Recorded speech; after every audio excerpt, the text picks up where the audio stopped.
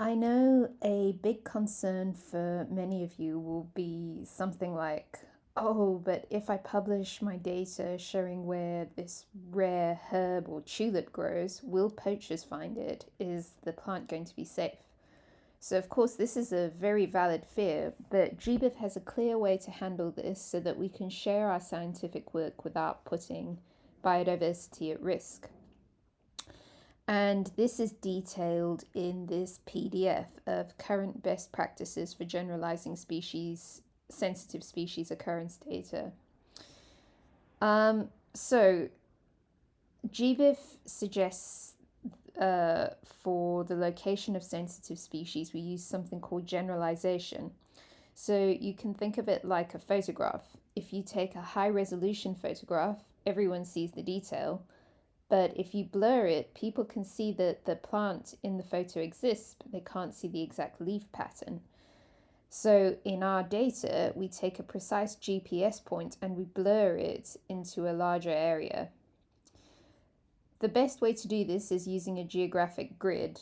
So instead of giving the exact GPS coordinates, we round them off.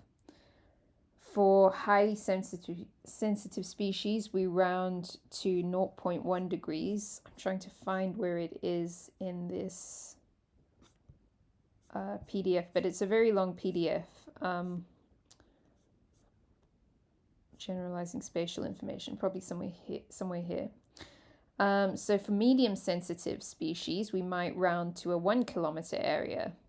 So it will be possible to know the general location, but the specific patch of ground where a plant is it's not possible to actually locate that.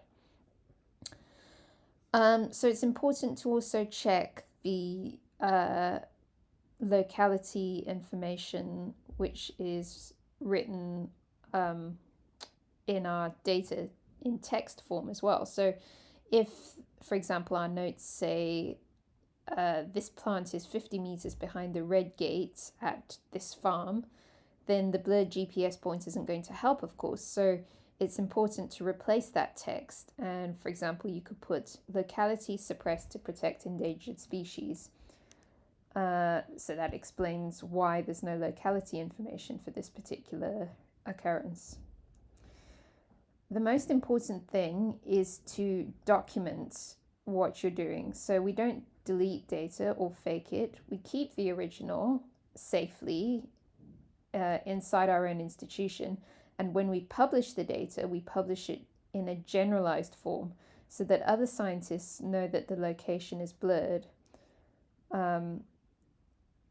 So this data is still useful for example, for big climate maps, but the actual plants stay safe in the wild. And that's the essence of what this PDF says.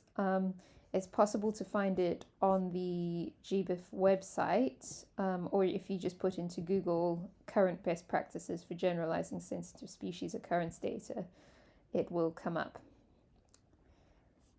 Yes, I hope that's helpful.